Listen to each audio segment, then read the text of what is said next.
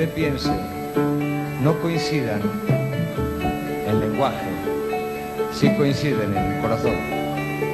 Por eso pienso que esta canción, que son solo retazos de un amanecer, es muy fácil de que cualquiera pueda comprenderla siempre que tenga voluntad de entender. Pienso que es algo muy hermoso esto de tener voluntad de entender.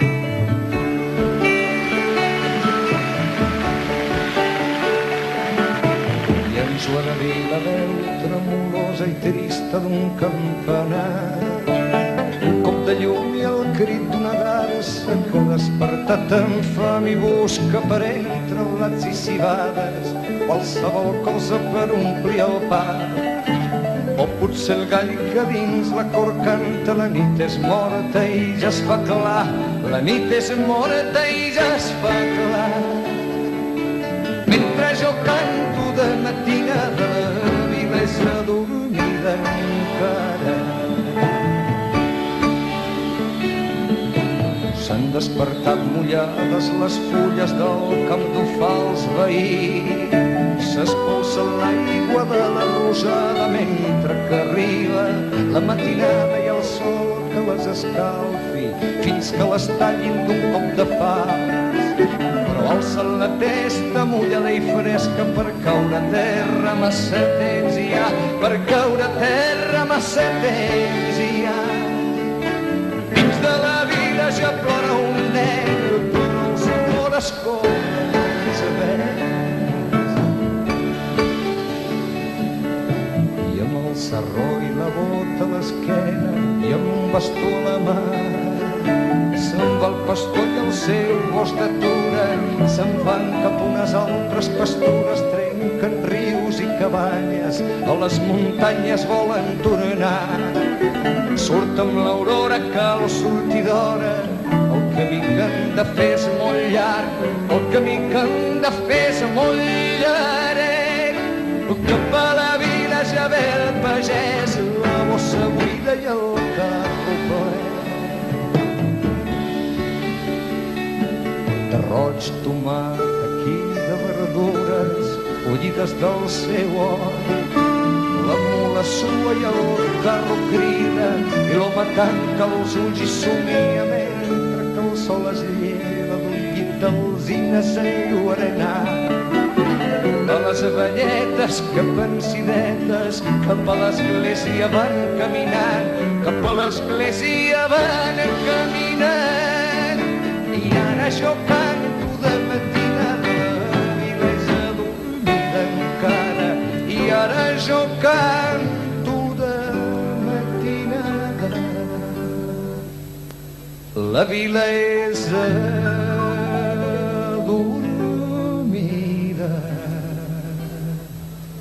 encara.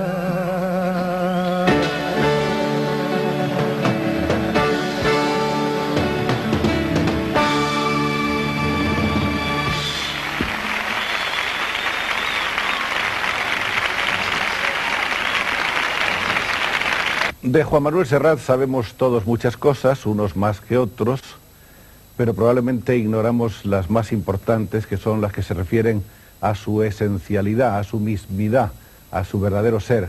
¿Qué hay detrás de este poeta, de este cantautor, de este intérprete popularísimo, de este hombre que ha triunfado aquí y en toda nuestra América? ¿Qué hay detrás de Serrat? Vamos a tratar de hacer en un diálogo lento y sin prisas con Juan Manuel una investigación todo lo a fondo que él nos permita acerca de sus claves secretas, acerca de sus verdades más escondidas y auténticas. Muchas gracias, Juan Manuel, por haber aceptado esta invitación. Efectivamente, a ti la gente te conoce mucho, ha escuchado tus discos, te ha visto en directo, te ha visto algunas veces por televisión, no demasiadas, pero ¿tú crees que de verdad saben quién eres, saben cómo eres? Bueno, yo creo que realmente muy poco sabemos de los demás lo suficiente como para poder entendernos. Pienso que hay demasiadas ignorancias de los unos a los otros normalmente que se suelen convertir en barreras o que hacen que cada uno de nosotros clasifiquemos a los demás según unos acuerdos preestablecidos sin que muchas veces correspondan al personaje. De cualquier manera, es interesante para mí en estos momentos el hecho de poder compartir esta charla, porque pienso que de esta forma muchas de las actitudes de un individuo y muchas de las reacciones, incluso de las aportaciones que este individuo pueda haber hecho, pueden quedar mucho más claras en una charla, o al menos entenderán un poco más que la normalidad del personaje. Sin duda alguna, Juan Manuel, porque es cierto que estamos viviendo en la época del apogeo de los medios de comunicación y es cuando el hombre está más incomunicado. La incomunicabilidad entre uno y otro se está haciendo cada vez más lejana y más difícil. En el fondo, en esta serie de programas lo que pretendemos es eso, es romper esas barreras, llegar hasta donde sea posible a la confidencia, a la confesión, a la identificación humana. Todo el mundo sabe que Juan Manuel Serrat es catalán, es barcelonés para ser más exactos, nacido en el Poble Sec, que es una barriada que prácticamente nace en el paralelo y sube trepando las laderas de la montaña de Montjuïc. Nació exactamente el día 27 de diciembre de 1943. Para empezar un poco por orden, vamos a irnos a las raíces y vamos a hablar de tus padres. ¿Tu padre catalán de dónde? Mi padre nació en Barcelona también. Él en la calle Conde Asalto. Y poco más o menos por aquellos barrios fue donde circuló toda mi niñez. Mi madre nació en Belchite por los años 10, no, ya nació en el 11 exactamente, y llegó a Barcelona andando por los años 37 con un montón de niños huyendo de los bombardeos. Ahí por lo visto se conocieron con mi padre, ligaron, se entendieron, se casaron y nací yo. O sea que ella era una de las niñas que iban en esas oleadas de niñas refugiadas durante la guerra. No, mi madre llevaba niños. Ah, ella llevaba niños. Sí, mi madre tenía 20 y tantos años en aquella época, iba cargando con montones de niños de todos los pueblos aquellos de Aragón que iban huyendo de la barbarie de la guerra. Muy bien. ¿Alguna vez habrás oído a tus padres seguramente comentar cómo se produjo ese conocimiento? ¿Tienes noticia que recuerdes ahora? Son muy discretos al respecto, a mí me cuesta mucho sacarles las cosas. Pero creo que la cosa vino poco más o menos por un tacón de zapato roto en un momento determinado, a la salida de un cine. Y creo que fundamentalmente debió venir por la gran soledad en que aquellos dos personajes se encontraron en aquel momento. Ella con toda su familia absolutamente rota por la guerra, él también destruido por todo aquello y por los años del campo de concentración, y supongo que la soledad de los dos personajes se confundió en una, y a partir de ahí pienso que el amor fue aumentando. Yo creo que en estos momentos es cuando ellos realmente se quieren. Bueno, nos contabas algo que realmente es estremecedor, porque es cierto que a veces un pequeño accidente azaroso en la calle, en una esquina, en una de esas tapas, en fin, metálicas de las aceras, produce esto, un encuentro fortuito que se convierte en una clave. Vete a saber si fue fortuito. Bueno, yo digo, no sé. Y esos dos personajes, pues en fin, han encontrado ahí un camino que siguen caminando, que siguen andando juntos. Me gustaría también que después de haber hablado de tus padres habláramos del ambiente en el que naces, es decir, tu familia era una familia discretamente acomodada, humilde. No, era una familia proletaria absolutamente. Mi padre un empleado de la Catalana del Gas y Electricidad con 53 pesetas de sueldo base, cuando yo recuerdo haber tenido la primera noción del sueldo base, y que se tenía que ganar las perras pues trabajando después de su horario de trabajo como tantos y tantos españoles. Y mi madre pues cosía en casa para ganar un poco más de dinero para poder sacarnos adelante a los hermanos, porque en casa coincidimos mi hermano mayor, dos sobrinas de mi madre cuyos padres habían sido asesinados en la guerra, y fuimos pues 4 hermanos que nos criamos con diferentes edades, ¿no? Y había que alimentar muchas bocas y había que superar muchas dificultades. Era un barrio que poco ha perdido quizá lo que más se ha perdido es a los personajes que en aquel momento integrábamos aquel barrio, pero que sigue manteniendo todavía muchas de las características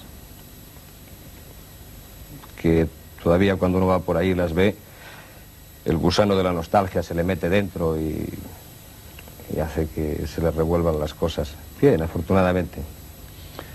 Ese barrio nos lo ha cantado tanto Juan Manuel Serrat en sus canciones, sobre todo en las canciones de la primera época. Nos ha descrito su calle, empezando por esa calle que era estrecha. Uy, lo que se la señora Antonia, sí, que es una vecina del 103, que nos ha criado a la mayoría de los niños de la calle que estábamos por aquel pedazo de cuadra. La señora Antonia se enfada mucho cada vez que oye aquella canción, y cuando yo la escribí y la grabé me echó una bronca muy importante, porque decía que nuestra calle no era ni estrecha ni oscura. Y sí, es estrecha y oscura, es bien estrechita y bien oscura.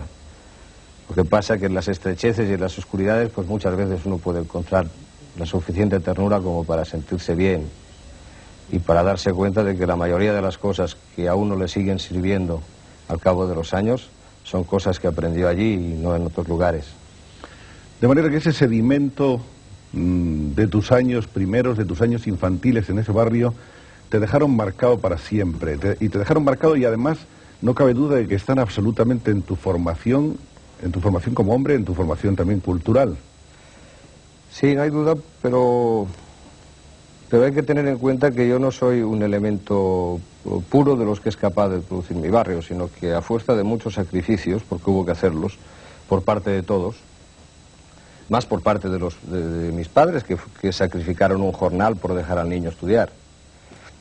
Pero yo tuve suerte, saqué becas, no demasiado generosas, como siempre solían ser aquellas becas, pero que de alguna forma u otra, apañándote y haciendo encuestas un día, vendiendo bicicletas o trabajando en correos durante las vacaciones, pues uno sacaba sus perras y podía seguir funcionando. Ellos sacrificaron todo un jornal para que yo pudiera estudiar.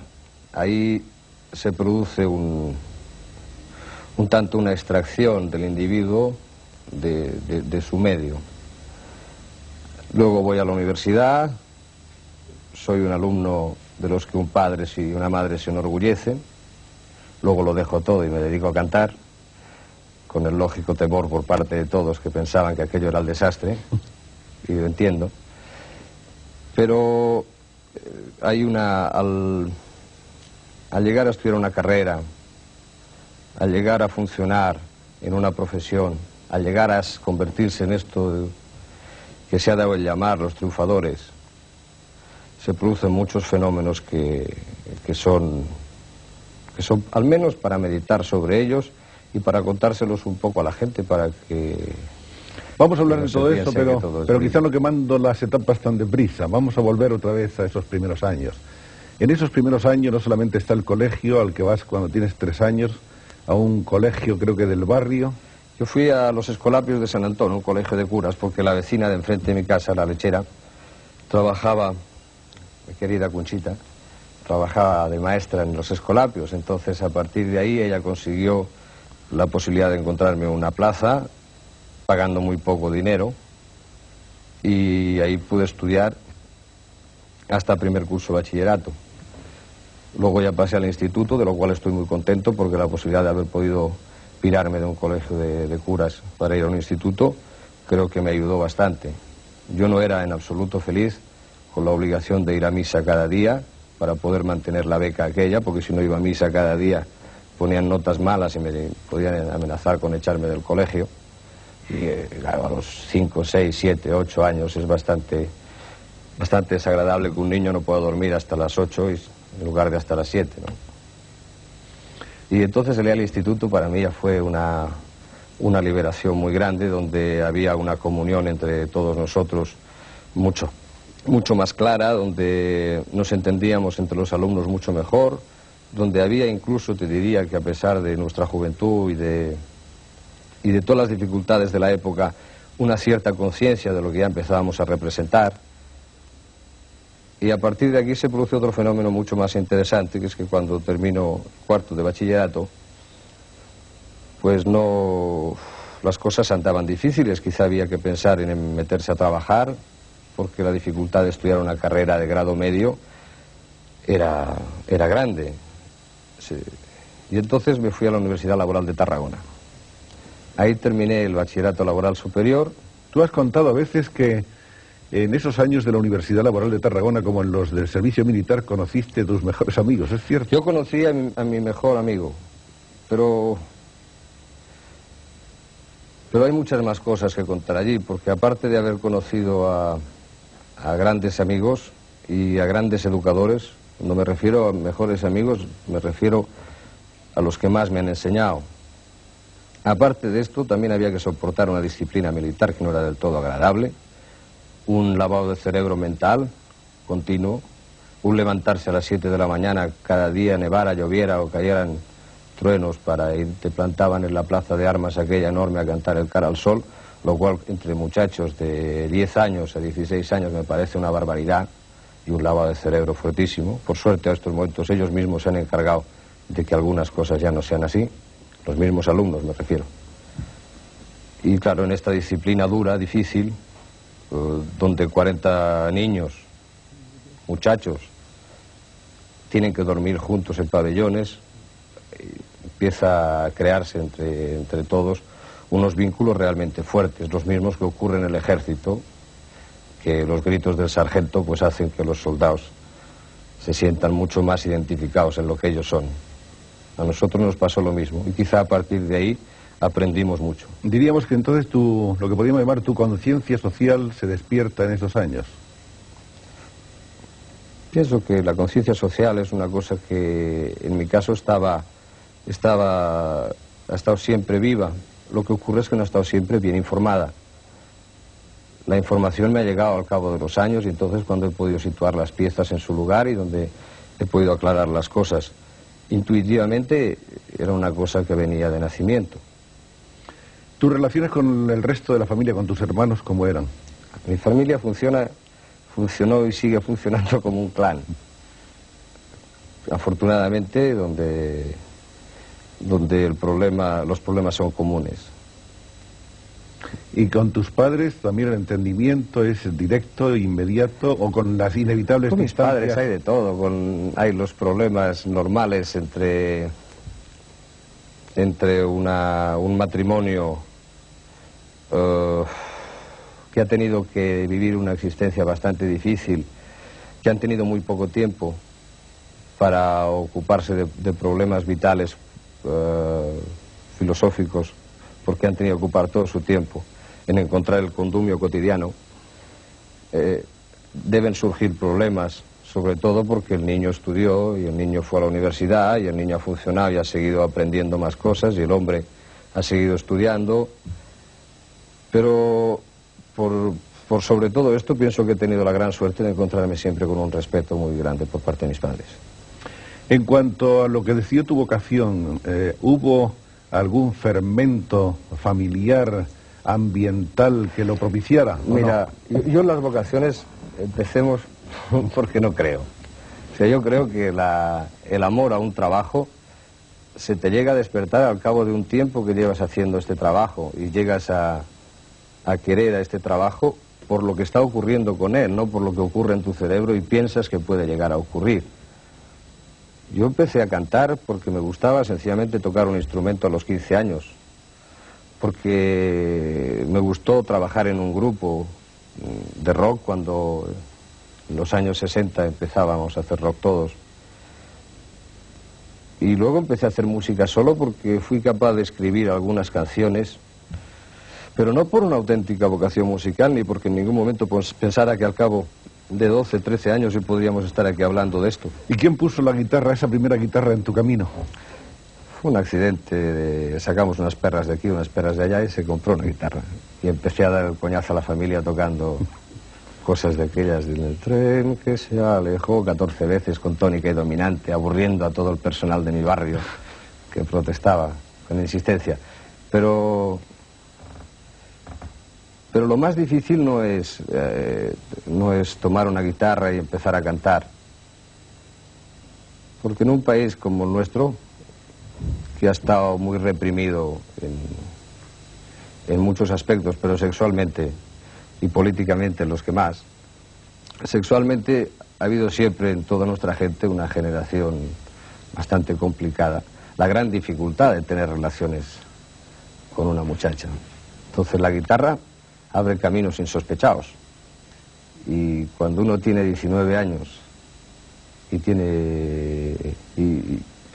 tiembla cuando ve pasar cosas bonitas por delante suyo y que siempre le son inaccesibles, en un momento determinado descubre que toca la guitarra, canta una canción y le escuchan. Escucha. Entonces las entradas son siempre más fáciles. Yo a veces he pensado que quizá, aunque pueda parecerle a mucha gente una frivolidad, yo creo que empecé a tocar la guitarra porque era mucho más fácil tocarles el culo a las muchachas. Lo que ocurre es que al cabo del tiempo, si se produce este fenómeno mágico de que uno llega a gustarle el trabajo, ocurre que va responsabilizándose con el trabajo y que esto absolutamente frívolo empieza a derivarse en otra serie de cosas. Es decir, cuidado, Juan, que te están escuchando mucha gente. Cuidado, no colabores a embrutecer más a la gente en lo que tú estás, en el medio en que tú te estás desenvolviendo. Y a partir de ahí es quizá cuando aparece la vocación por el trabajo, y cuando al cabo de muchos años descubres que cuando realmente eres feliz es cuando estás haciendo música. No cuando estás tocando en un escenario, no cuando estás grabando, sino cuando estás en tu casa con tus compañeros haciendo música. Así es como hemos entrado casi de repente en el mundo de la música de la mano de Juan Manuel Serrat. Nos hemos dejado atrás dos o tres pequeñas cosas. Se nos hace Juan Manuel perito agrícola. Ah, sí, sí, esto es. Y además de hacerse en perito agrícola, trabaja como perito, ¿no? Y sí. Te vas a trabajar a Jaca. Fui de perito agrícola en Barcelona y fui también un buen alumno, no tenía otro remedio tampoco, ¿eh? Yo tenía que ser un buen alumno porque si no me quitaban la beca y me destrozaban el esquema. Estudié, terminé y entonces me fui a buscar trabajo. A la Cross fue el primer sitio donde fui, curiosamente. Entonces lo que querían de mí no era que hiciera agricultura, sino que vendiera abonos, o que vendiera tractores, donde no hacían falta tractores, o que vendiera insecticidas donde en lugar de eliminar la mosca del Mediterráneo, lo que se trataba era de hacer inmune a la mosca del Mediterráneo. Entonces a mí no me gustó nada aquella mentira, me sentí muy mal, y aunque realmente el dinero lo necesitaba mucho, siempre he tenido mucha suerte y ha pasado un milagro alrededor mío. Entonces apareció un compañero de la mili, geólogo, y me dijo que hacía falta una plaza en un centro de investigación. Y me fui a trabajar en un centro de investigación. Fue un trabajo mucho más limpio, mucho más agradable, y aunque era bastante solitario y estar en Jaca, cinco personajes solos allí, un zoólogo, 2 geólogos y 2 peritos agrícolas que estábamos allí, fue era un mundo demasiado cerrado. Es muy solitario, es una gran ciudad, Jaca. Tiene una vida ciudadana pequeña, muy hermosa, pero piensa que es una plaza militar al mismo tiempo, donde hay no sé cuántos debe haber, yo he calculado siempre a ojo que debería haber de 5 a 10.000 soldados, suboficiales, oficiales y jefes.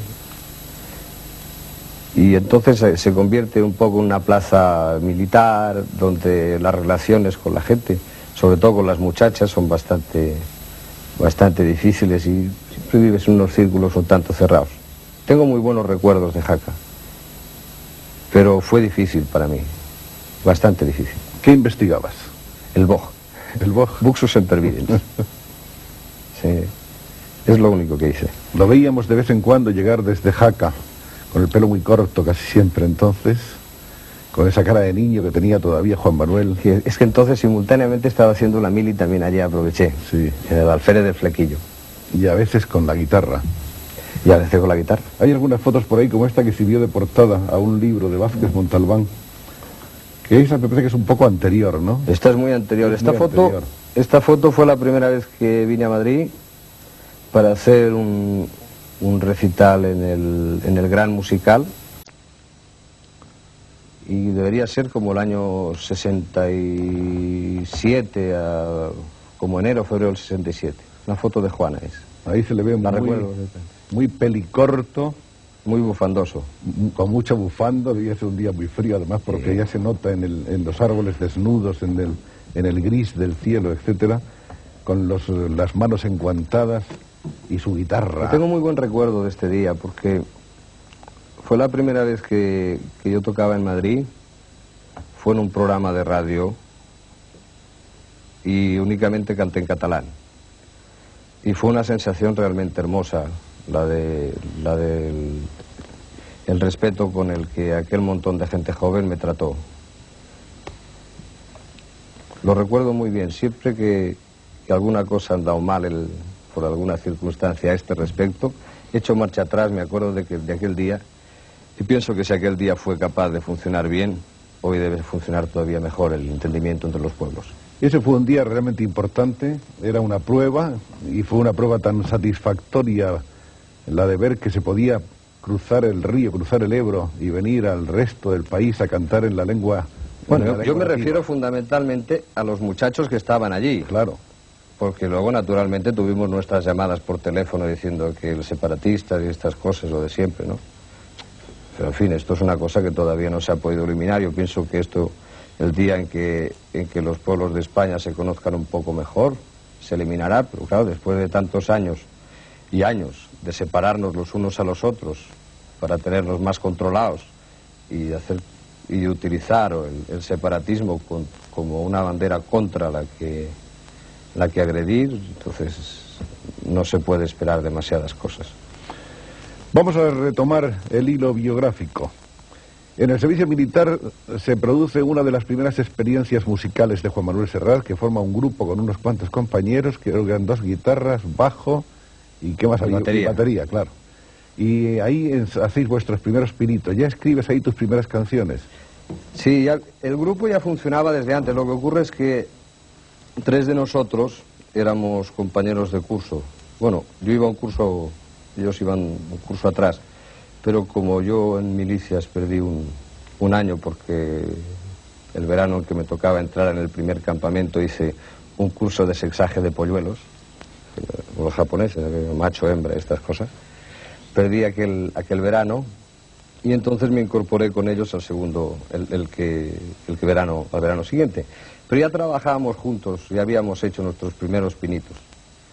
Lo que pasa que como tuvimos la suerte de que había una tienda medio vacía, pedimos permiso a nuestro inolvidable capitán, don Julio Busquets, que nos ayudó mucho a hacernos muy agradable la vida en el ejército. Aparecen las primeras actuaciones en programas de radio, también el primer disco más o menos muy cerca, esto es en el 1965. Sí, el primer disco fue grabado en el 65, en mayo del 65 se grabó, sí, aunque apareció más tarde. Sí, por ahí aparecería. El primer disco pequeño. Sí, el pequeño. Los mayores no aparecieron hasta el 67. Esto es. Esa es la época en que, por otra parte, da su primera actuación en público, no ya en estudios de radio, sino en público en la Capilla Francesa de Barcelona, con otros representantes no menos famosos de la nova cançó catalana. ¿Te acuerdas de ese día? Sí, el día de la Capilla Francesa me acuerdo muy bien, porque aparte el hermano de la lechera, la maestra de mi calle que me llevó al colegio de curas, estaba allí. Está muy bien conectado. Pero no fue aquella la primera actuación, me parece. Yo creo que la primera actuación que hicimos fue con Juan Ramón Bonet, estaba Joan Ramón Bonet y Remei Margarit, en Esplugas de Llobregat. Él fue el primer día. Después ya todo se desencadena con una gran velocidad, las canciones empiezan a gustar. En aquellos momentos, las primeras canciones... ¿Tú te acuerdas de los primeros títulos? Yo es que tengo como Los primeros títulos fueron... como una cosa obsesiva de un título que me produjo... La primera canción que yo escribí era un tango así raro que se llamaba Bella Andesa. Exacto. Digo un tango no por el ritmo, sino más bien por el argumento. Sí, por el tema. Y luego escribí El Mujedor, L'amor de l'avi y una guitarra. Y estas 4 canciones formaron el primer disco sencillo. Después de que en esas canciones ya la gente conoce a Serrat, se produjo sobre todo un tremendo éxito, una oleada de fervor con Cançó de matinada, ¿no? Pienso que fue la canción que me empujó. Pero no, yo no le doy tanta importancia a la canción como algo que yo hice previamente a esto, a que saliera la canción. Uno de los problemas más difíciles que teníamos todos nosotros era la difusión. No había suficientes actuaciones como para poder hacer una difusión sin contar con los medios. Los medios no nos eran demasiado favorables. Pero tuve la gran suerte de que Salvador Escamilla cada día me llamaba a su programa de radio. Y entonces durante 6 meses prácticamente a diario yo estuve cantando por una emisora de radio. Aquello fue lo que creo que realmente me acercó mucho a la gente a mis canciones, y a partir de ahí es donde podemos decir que empieza la etapa ascendente, si realmente se la puede llamar así. Hombre, claro que sí, ahí empieza a producirse. Tengo mis dudas yo, ¿Sí? no lo sé.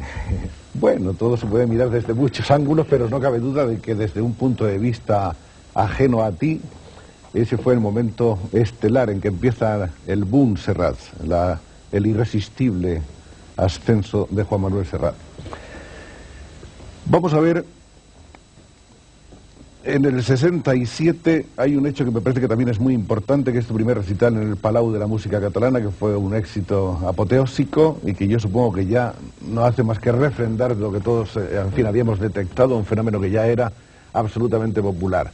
Serrat acertaba a cantarle a la gente como a la gente quería que se le cantara, y por otra parte sincroniza con una serie de coyuntural de circunstancias del país, del medio, del ambiente, etcétera.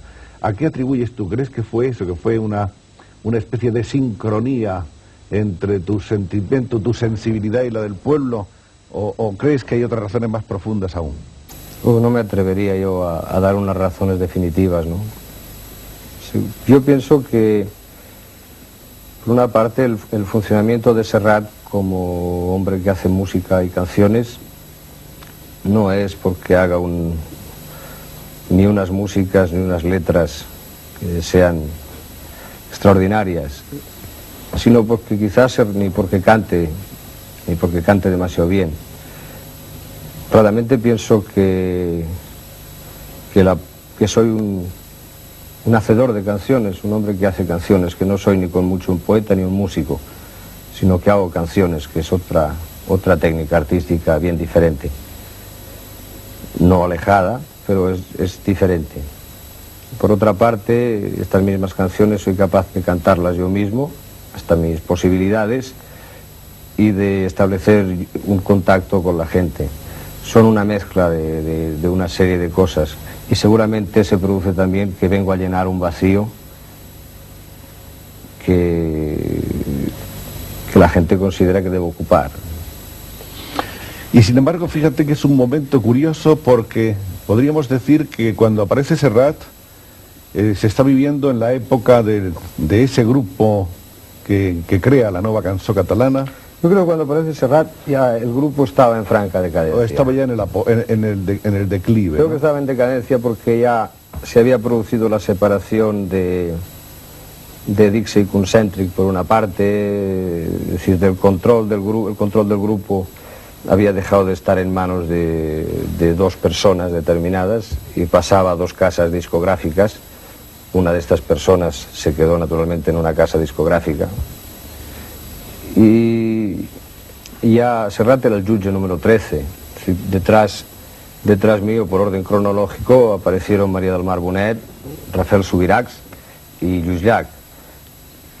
Pero ya no siguieron el ritmo de actuaciones que nosotros llevábamos, es decir, el trabajar siempre en bloque. Ya empezó a producirse aquí el fenómeno del individualismo. Yo pienso que el gran problema que tuvo todo esto fue que no supimos evolucionar en la medida de que Cataluña se merecía que nosotros hubiéramos sabido evolucionar. Pienso que, como en tantas cosas en estos países nuestros, los personalismos se impusieron a las necesidades colectivas. Y sin embargo hay que anotarlo como un hecho positivo, es decir, no cabe duda que fue un fenómeno cultural de una gran importancia. Lo es, pero lo que creo es que a los buenos fenómenos, a los fenómenos importantes, es una lástima que no sepan evolucionar, porque entonces rompen una serie de cosas. Y los responsables son sin duda los que no han sabido evolucionar. Unos más, otros menos. Yo llegué ya muy tarde y pienso que mi responsabilidad es bastante relativa a pesar de que la tengo. Pero otros debieron hacerlo porque las condiciones estaban hechas, porque había una gran disciplina entre nosotros y porque había una gran voluntad de servicio. Hemos hablado de los momentos de aparición y auge inmediato de Juan Manuel Serrat. Después viene el famoso caso de la Eurovisión. En 1968 Televisión Española designa a Juan Manuel Serrat para representar a nuestro país en el Festival Eurovisivo. Juan Manuel acepta, se selecciona una canción escrita por el dúo Dinámico, que habían sido una punta de lanza de la música joven, más o menos en los felices, al comienzo de los 60. Y de pronto llega la noticia de que Juan Manuel Serrat dice que o canta en catalán o no canta, ¿no es eso? Estupor, en muchas partes estupor, en Cataluña por lo general satisfacción ante este gesto.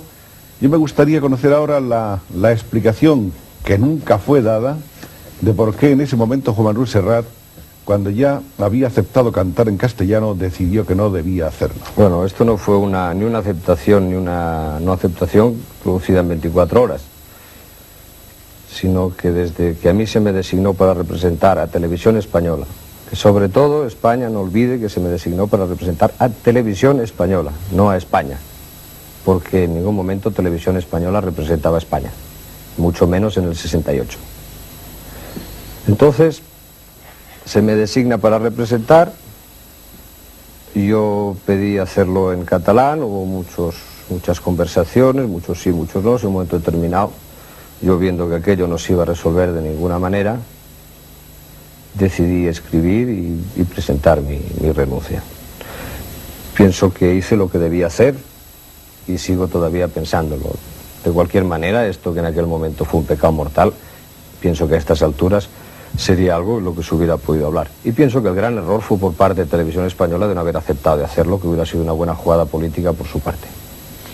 De manera que tú te reafirmas en lo que hiciste, estás plenamente satisfecho y consciente de que hiciste lo que debías hacer, y nos das una explicación enormemente clara y sencilla. Que tú creías que, como catalán, tenías que cantar en tu lengua. No, yo creía que en aquel momento la cultura catalana estaba en unas situaciones de inferioridad tan grandes, estaba con unas represiones tan fuertes encima, que yo, en la única oportunidad que tenía para que España supiera algo de lo que estaba pasando, dado de que las comunicaciones entre todo el país, como hablábamos antes, están perfectamente seccionadas, era mi actitud. Mi actitud yo la puse al servicio de que se tuviera en cuenta que si Televisión Española funcionaba en Cataluña, en el País Vasco, en Galicia o en Madrid o en Andalucía, cualquiera de los idiomas de estos pueblos puede ser perfectamente representativo. Fue Televisión Española quien consideró que esto no era así. Eso, sin embargo... Cuidado. Sí. Vamos a ser claros, no solamente se aceptó mi dimisión, cosa natural, sino que los ataques a los que me vi sometidos superan en mucho lo que uno podía esperar. La represión a la que me vi sometido también, las prohibiciones a las que me vi sometido también. Pienso que si ahora se hiciera un repaso de todo lo que en aquellos momentos publicaron los periódicos, dijeron las emisoras oficiales, etcétera, etcétera, veríamos que sin duda alguna, como en tantas ocasiones, el castigo estuvo muy por encima de la pena, si es que del delito, si es que lo hubo. Yo sigo pensando que no hubo más que dignidad. Sin embargo, algunas personas que no criticaron de una manera negativa tu actitud en aquel tiempo, dijeron que, o dieron en decir que había sido como una jugada comercial, que eso te había abierto de repente y con carácter inmediato una gira triunfal por toda Cataluña, de la que fui testigo, por cierto. No, yo no hice ninguna gira por Cataluña. Después, a la vuelta. Yo desde el Festival de Eurovisión No hicimos más que una serie de actuaciones por 14 lugares de Cataluña. Y si esto es una gira, me río porque es que ahora yo voy a hacer una gira en verano en Cataluña. No, que una eso gira era es una... una mini gira, vamos. Pero cuando pude empezar a tocar, que pasaron bastantes meses hasta que yo pudiera empezar a tocar. Y pasaron muchos más meses hasta que mis discos salieron por las emisoras de radio. Y pasaron años hasta que Televisión Española me nombró a mí. Porque recuerdo inclusive un partido amistoso que se jugó en el campo del Club de Fútbol Barcelona entre los veteranos del Real Madrid y los veteranos del Club de Fútbol Barcelona, en los cuales los del Madrid jugaban con 11 y nosotros con 10, porque cuando hicieron la toma de los dos equipos se olvidaron del delantero centro. Se asaltaba, hicieron así, salía Basora, Kubala, un señor que nadie sabía quién era porque saltaba, César y Manchón, ¿entiendes? Y el del medio era yo. O sea que también pienso que las actitudes vamos a discutírselas a Televisión Española. Bueno, estamos simplemente recordando hechos conflictivos y que han sido siempre polémicos en la consideración de Juan Manuel Serrat, que es también importante tomar decisiones que en cierto modo levantan respaldos masivos y también en cierto modo... Yo lo único que me gustaría aclarar un poco ante la gente es que todas las actitudes que yo haya podido tomar en mi vida han estado debidas a una cosa. Yo soy un artista popular. Si esta popularidad me ha llegado gracias o debido a una gente, a un pueblo, que es el que escucha mis canciones, compra mis discos, me viene a ver al teatro. Cuando existen problemas que implican a toda esta gente, me implican a mí. Por el hecho de yo ser un artista popular no me desinhibo, al contrario, debo estar mucho más al servicio de todas estas cosas. Muy bien. Viene lo que después, ocurre, perdóname, Joaquín, no, dime. Lo que ocurre es que estas cosas a algunos les pueden molestar, pero el enemigo no soy yo, el enemigo es el pueblo de estos señores. No, está clarísimo, está muy claro. Viene después la primera gira americana, o antes de eso, un poco antes, el disco de Machado. El disco de Machado, que fue otra decisión polémica de Serrat, porque naturalmente, aunque había muchísima gente que había oído hablar de Machado y no sabía ni un solo poema de Machado y no lo había leído nunca, y gracias a Serrat los conoce y los canta todavía, pues hubo naturalmente los puristas que levantaron su voz discrepante diciendo que a los grandes poetas hay que respetarlos y no se les puede musicar. Pero esta es una cosa que es tan discutible. Bueno, yo no creo que los puristas cuando dijeron esto, cuando atacaron el hecho de que yo hubiera musicado a Machado, pienso que más que atacarme a mí directamente por haber cometido esta acción, lo que estaban atacando era la incultura general del país, porque yo estoy de acuerdo en que pienso que en el año 68 un hombre culto literariamente, en general, podría ser un hombre que conocía a Machado antes de que el Serrat lo cantara. Pienso que sí, que pude contribuir en cierta medida a una difusión de la obra de Machado. Pero esto no es contribuir en una difusión de la poesía, no nos olvidemos. La auténtica contribución a la poesía no debe venir a través de un cantante popular, sino que ha de venir a través de un Ministerio de Educación y Cultura que tiene que tener cualquier país organizado. Y si el país no conocía a Machado antes de que el Serrat lo cantara en el 68, es culpa del Ministerio de Educación y Cultura, que no se preocupó nunca de educar a su pueblo y que hizo de la educación algo puramente clasista. Viene después el viaje a América, que es el descubrimiento para los americanos de un nuevo ídolo, y es para Serrat, yo creo que un descubrimiento humano, social, en fin, de una profundidad y de una repercusión enorme, ¿no es así? Tu primer contacto con el mundo americano, con el hombre americano. Quizá también es porque tuve la suerte de llegar a Uruguay en el 68, de vivir todo el movimiento justicialista, la llegada de Perón, la pirada de Perón, la llegada definitiva de Perón, de asistir como personaje metido en la escena, en todo lo que fueron las elecciones de Allende, en todo lo que fue el gobierno de Allende, traicionado tantas veces. Quizá todos estos años que van del 68 al 73, la caída de Allende, Fueron unos años en los que yo me eduqué mucho, donde descubrí grandes amigos, donde tengo muchos amigos muertos, asesinados, y donde naturalmente todo esto me ha dejado una gran cantidad de raíces. Aprendí mucho de todos ellos y pienso que de las cosas más hermosas que me han podido ocurrir en la vida es haber estado en contacto con estos pueblos. México, Argentina, Venezuela y por supuesto, como él ha citado de una manera muy concreta, Chile, que estuvo viviendo su experiencia de un ensayo de una nueva vía al socialismo, una experiencia frustrada. Tú conociste a Allende y creo que fuiste amigo suyo. No me atrevo a decir esto. O él te distinguió al menos pienso que Allende con gentilezas personales, fue ¿no? un hombre muy cariñoso con todos los que le rodeaban, y independientemente de la personalidad de Salvador Allende, pienso que había algo mucho más importante en aquellos momentos jugándose en Chile, que era la posibilidad de que los hombres se entendieran por el camino de las urnas. Y parece que se entendieron momentáneamente, pero como no les gustó el resultado, se desentendieron rápidamente. Ese viaje... Esto como ejemplo pienso que es mucho más importante de que el hecho de haber podido conocer a Salvador Allende.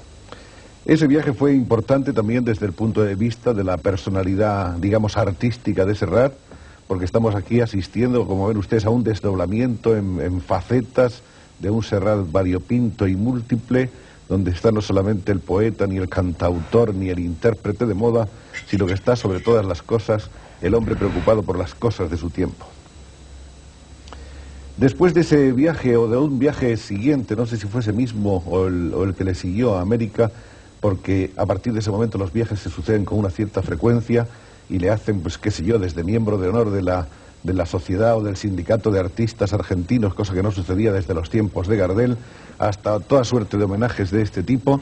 Ocurre que en un momento determinado llega Serrat a España de regreso, huyendo prácticamente de la gente, huyendo de la prensa.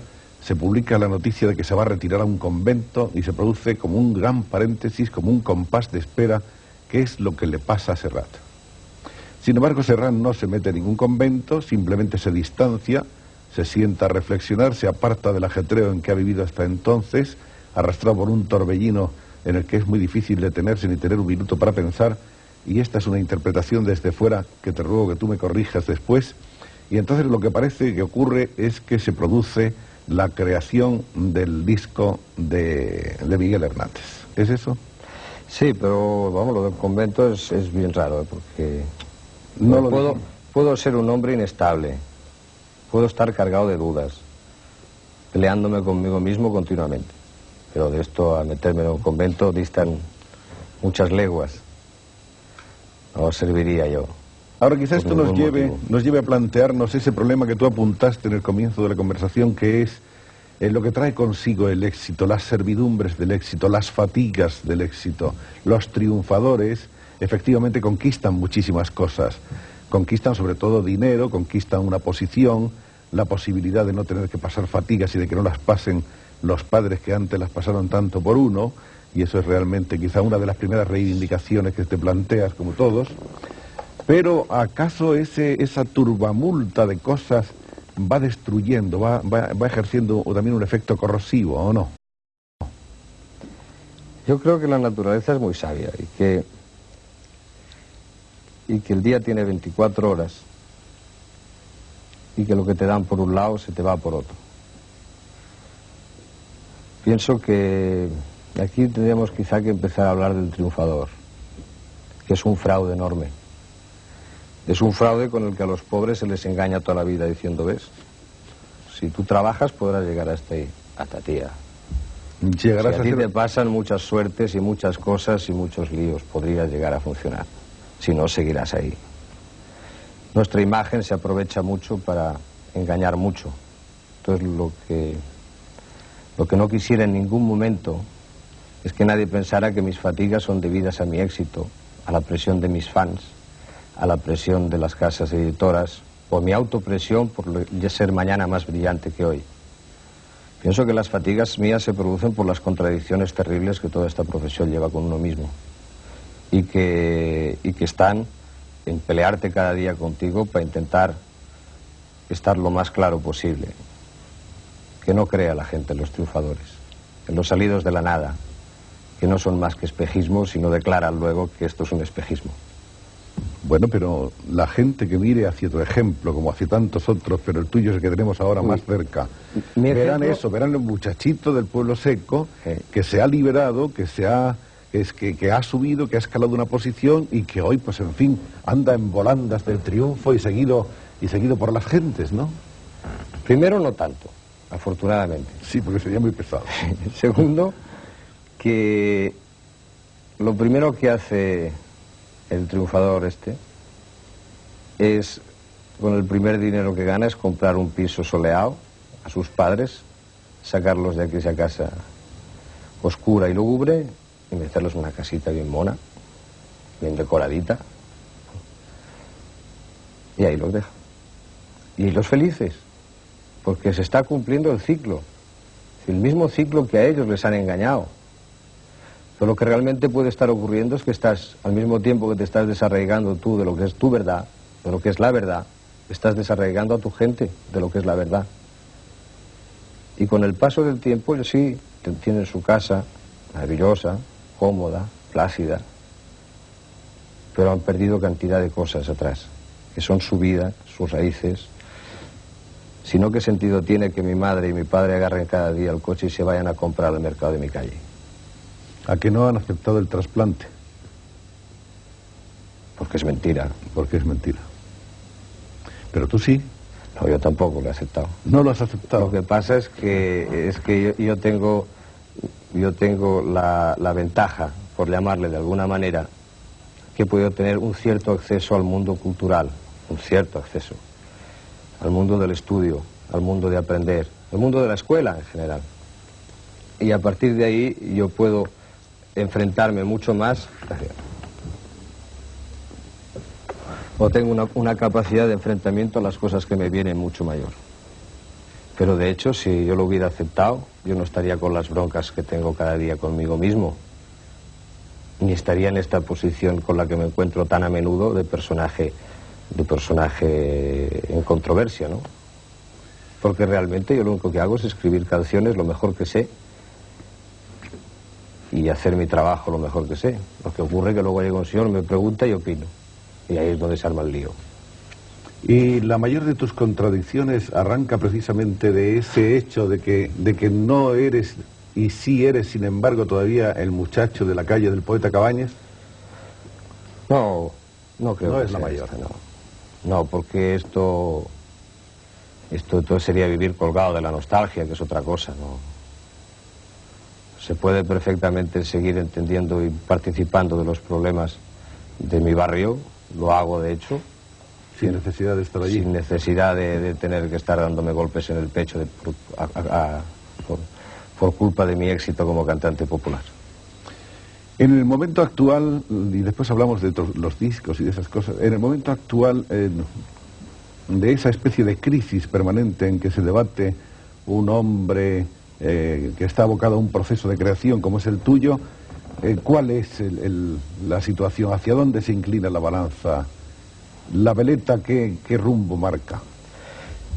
Ahora, en estos momentos, lo que más me está preocupando es llegar a encontrar un tipo de canción que realmente me satisfaga, cosa que me está costando mucho.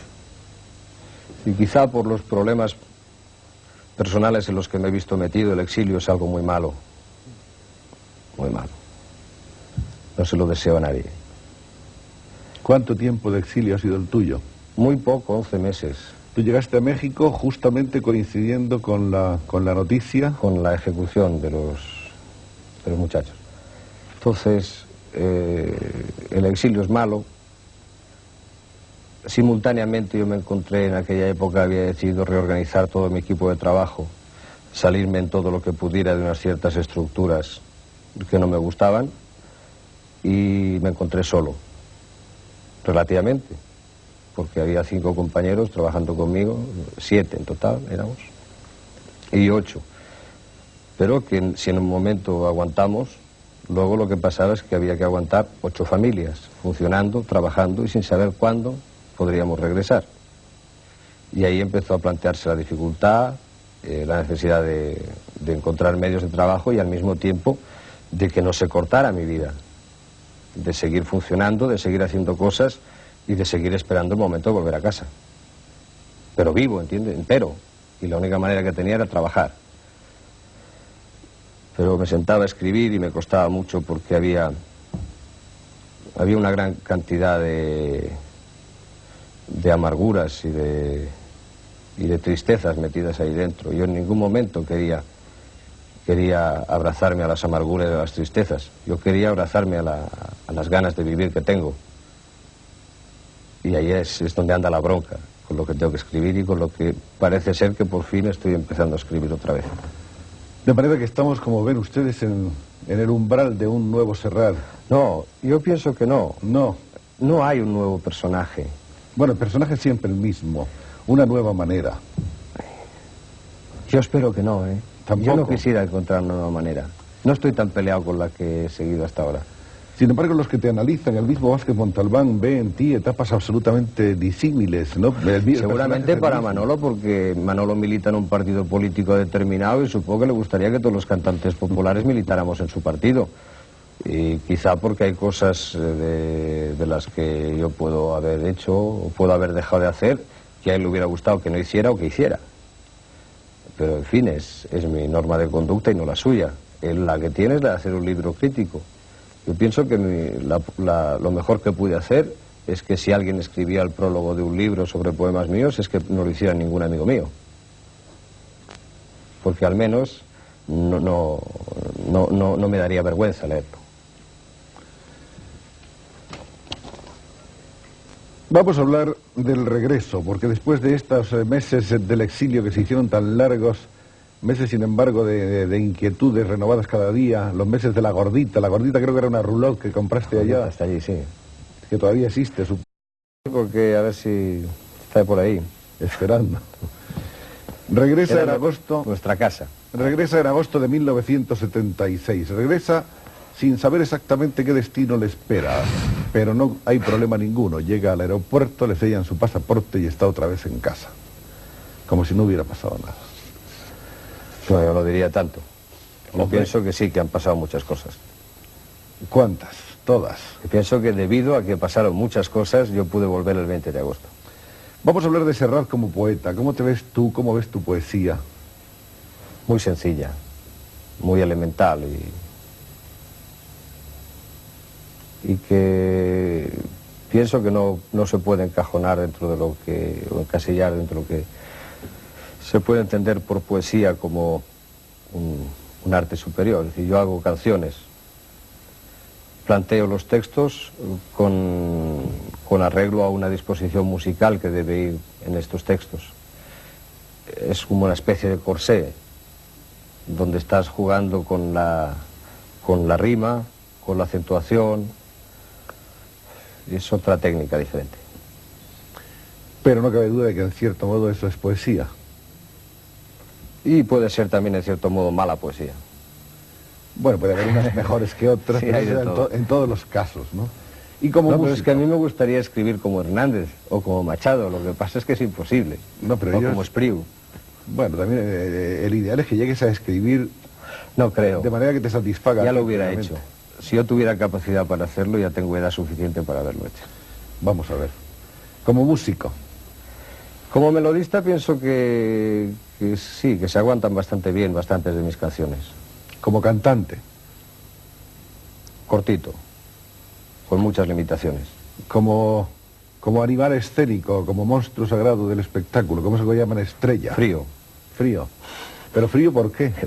Pues tú no eres frío. Porque soy muy tímido y entonces me cuesta mucho superar la barrera con la gente. Me cuesta mucho. Necesito mucho calor y mucho cariño para realmente...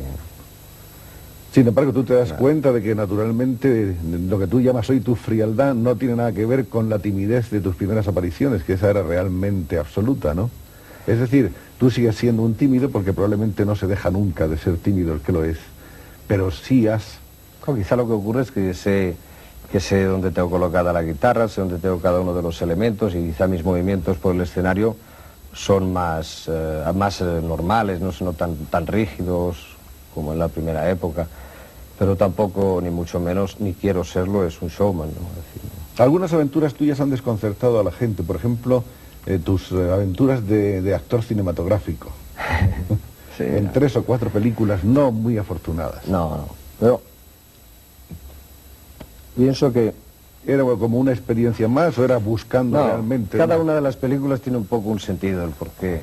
En el año 68 se hizo la película con Rivas porque yo no tenía ninguna posibilidad de aparecer en ningún escenario, mis discos no pasaban por la radio y entonces apareció esta posibilidad de hacer una película. Uno, hasta que no lo ve, piensa que es capaz de hacer muchas cosas, luego resulta que es capaz de hacer menos. Y hasta ahora mi experiencia como actor es francamente muy floja. Pero no es problema de directores ni guiones, aquí yo me quedo con toda mi culpa. Sí. Bueno, quizá todo. Es que al no ser un actor profesional, y con esto quiero decir, al no ser un hombre que domina la técnica del plató y de la espera, los primeros días en los que tengo que rodar, estoy muy alejado, muy agarrotado, y empiezo a entrar en calor cuando se llevan 15, 20 días de rodaje. Y entonces ocurre lo que siempre ha ocurrido en las 3 películas, en que como no hay una progresión, como las películas no se ruedan de principio a final, sino que se ruedan de escena a escena, no importa dónde pille, según lo que la producción considera, entonces se nota una desigualdad muy grande en el personaje. Aunque este programa no se preocupa de una manera exclusiva, ni siquiera tangencial, por las llamadas cosas del corazón, a la gente le gusta saber qué es lo que pasa en esa vertiente que podemos llamar de la realización humana, que es el amor. De ti se han dicho muchas cosas, se ha hablado de diversos amores tuyos, desde los que merecieron una canción bellísima e inolvidable como Cunillet de Vellut, hasta tantas otras canciones de amor tuyas. En tiempos se habló, en los primeros tiempos, de un romance apasionado con Guillermina, luego se habló de otros diversos romances. Después, hace unos años, la revista nos revelaron que existía un Queco Serrat, que fue para todo el mundo de repente como una sorpresa. ¿Dónde andan exactamente? ¿Por qué latitud se mueven ahora en el aspecto ese tus sentimientos? Muy mal. Mal. Muy mal. Porque hay un problema de... No, ninguno. Quizá es que me cuesta mucho establecer cualquier tipo de relación duradera. Sí. Quizá porque he perdido muchas ocasiones, lo que hablábamos antes de la sabia naturaleza, porque es muy difícil para una mujer aguantarnos. Pero tampoco me puedo quejar porque me han tratado muy bien. Las mujeres en general he tenido mucha suerte y me han tratado muy bien. Y como fruto, pues queda un muchacho. Pero los enamoramientos, esos decisivos, por el momento no... Es que yo tampoco creo en el No crees en eso. ¿Y en los amigos crees? ¿Y tú? ¿Y en la amistad crees? Yo pienso que la amistad es punto de partida para todo. ¿Y tienes muchos amigos? No, tengo algunos. Pero pocos.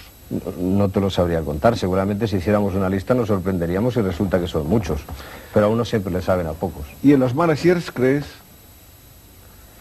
O pienso que en algún caso pueden ser muy interesantes y pueden ayudar mucho a la orientación del artista. Lo que ocurre es que desgraciadamente los managers con los que nos movemos aquí en España no tienen una preparación como para que puedan servir de ayuda al artista, sino que lo que sirven es para el juego especulativo del artista, que esto sí lo manejan bien. Sí, pienso que manejan muy bien lo que se refiere a dinero, pero carecen de las nociones mínimas para saber qué diferencia hay entre un faundo o cómo se ilumina un escenario o cuántos canales tiene una mesa Altec, ¿no? Por ejemplo, no saben nada. Ellos saben de comprar y vender, que es lo suyo. Y al fin y al cabo, como hay tanta gente que también sube a un escenario y lo único que le importa es el comprar y vender, sí, pues el negocio funciona perfectamente. Lo que ocurre es que esto está cambiando muy deprisa. Y sí, como no se meneen pronto... ¿Tú has cambiado de manager algunas veces?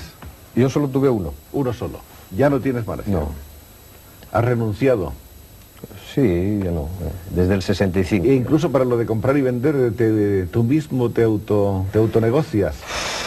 Eso ya es Muy más mal. delicado, eso es más delicado, ¿no? Muy mal, pero la experiencia americana me ha servido de bastante porque no tuve otro remedio que hacerlo y algo aprendí. Y aparte, como trabajé con un hombre que de comprar y vender sabía mucho, pues algo aprendí. De modo que eres también un buen hombre de negocio. No, que va, pésimo. Yo soy un hombre que procura manejarse lo mejor que puede, pero eso no quiere decir que sepa manejar un negocio, porque... Y los diversos tipos de negocios que esto... emprendiste con tu ex-manager, por ejemplo, teatros, etcétera... Todos al fracaso. Todos mal. Sí, todos. Fuiste empresario una vez, creo que hasta de Florida Park, ¿no? Sí, pero yo no... Por largos meses. Solamente era para hablar con los camareros, que era lo que más me divertía. Lo demás nunca participé en nada. Y todo te costó dinero siempre. No, tampoco. Hombre, si fue mal... No fue bien, pero tampoco fue un fracaso. Pienso que he tenido mucha suerte, que es que cada vez que las cosas han estado al borde del fracaso ha pasado algo que ha podido salvar las situaciones. Los públicos, las sensibilidades distintas de los públicos, ¿dónde Serrat es más Serrat y dónde se siente como menos, como un ambiente menos propicio? Esto es difícil, ¿eh? Difícil, claro. Sí, yo pienso que muchas veces no es el público, muchas veces somos nosotros mismos los que salimos mal a tocar, porque estamos cansados, porque algo nos suena, por mil razones, y entonces pues la gente no está a la altura que uno desearía que estuviera. Si tú te refieres donde he podido encontrar así más vehemencia y donde me han soportado mejor mis errores, quizá te diría Buenos Aires y Montevideo y México. Y aquí, donde me he sentido más a gusto cantando, siempre ha sido en el País Vasco, en Málaga y en Sevilla y en Madrid. ¿Y en Cataluña no? Esto es aparte, esto es tocar en casa. Esto es un planteamiento mucho más difícil. En Cataluña salgo muy agarrotado siempre a tocar, porque vienen los de casa allí a ver cómo anda la familia. Sí, vienen todos allí a ver cómo... Hemos visto algunas fotografías en el curso de la conversación que nos muestran momentos distintos de la vida de Juan Manuel y de sus padres. Hemos visto también las portadas de los discos LP aparecidos hasta ahora en catalán y en castellano, cuya numeración realmente yo considero que no nos haría más que ralentizar el diálogo, porque las conoce todo el mundo y prácticamente están en todas las casas. Tú tienes, me imagino como todo el mundo, y esta es una cuestión tópica, predilección por algún tipo de esos discos, por alguna razón determinada. ¿Hay alguno que es más estimado por ti? ¿Como disco completo? Sí. Yo como disco completo seguramente me quedaría con el que menos se ha vendido, que es un disco blanco, en el que aparece una carátula pequeñita y donde está Fiesta, Señora, de Cartón Piedra, toda una serie de canciones que pienso que es de lo mejor que he podido escribir en castellano. Y por otra parte me quedaría también con el disco de Paul Montminy, que es el último disco que grabé en catalán. Desde el punto de vista de los derechos de autor, ¿cuál ha sido tu canción más fructífera? No lo sabes todavía. No sé, es que no sé. ¿Sabes qué pasa de vez en cuando? Las liquidaciones de autores me las envían y me lo envían todo global y nunca sé. Y aparte las cobra mi padre, que es el que... Que es el administrador. Sí, es muy feliz. Bueno, entonces estamos esperando nuevas canciones de Serrat. Antes de esas nuevas canciones que pueden marcar una etapa diferente, a mí me gustaría que Serrat acabara por decirnos todo lo que quiera decir de sí mismo en estos últimos minutos de la conversación. Quisiera que nos digas todo aquello que tú quieras que sepan de ti. ¿Qué te gustaría aclarar o precisar más de ti? De mí hay pocas cosas que creo que realmente me gustara aclarar o precisar. Pienso que el refranero es un libro maravilloso, ¿no? Y que hay uno que dice que no hay peor sordo que el que no quiere oír. Como personaje público que he sido durante mucho tiempo, creo que se han publicado suficientes cosas, se han discutido suficiente sobre el Serrat personaje. Serrat individuo dista muy poco de lo que puede ocurrirle a cualquier otro que por una razón u otra se haya encontrado en características similares a la mía. A mí lo único que me gustaría decirles es que pienso que España necesita escuelas.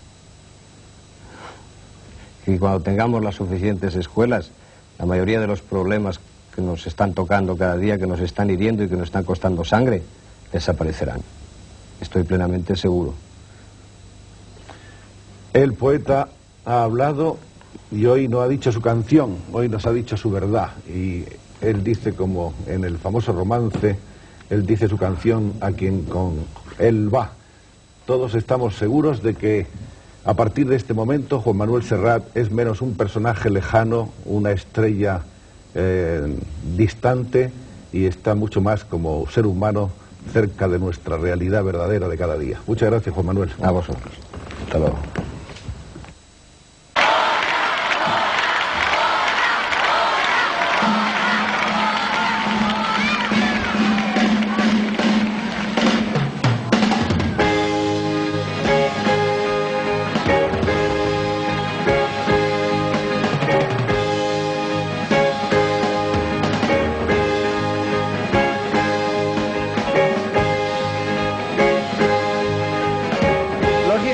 En las alturas recogieron las basuras de mi calle ayer a oscuras y hoy sembrada de bombillas. Colgaron de un cordel de esquina a esquina un cartel y banderas de papel verde, rojas y amarillas. Y al darles el sol la espalda revolotean las faldas bajo un manto de guirnaldas para que el cielo no vea. En la noche de San Juan, como comparten su pan, su mujer y su galán, felices de seguir radear. Apurad, que yo os espero si queréis venir, pues cae la noche y ya se van nuestras miserias a dormir. Vamos subiendo la cuesta, y arriba mi calle se vistió de fiesta.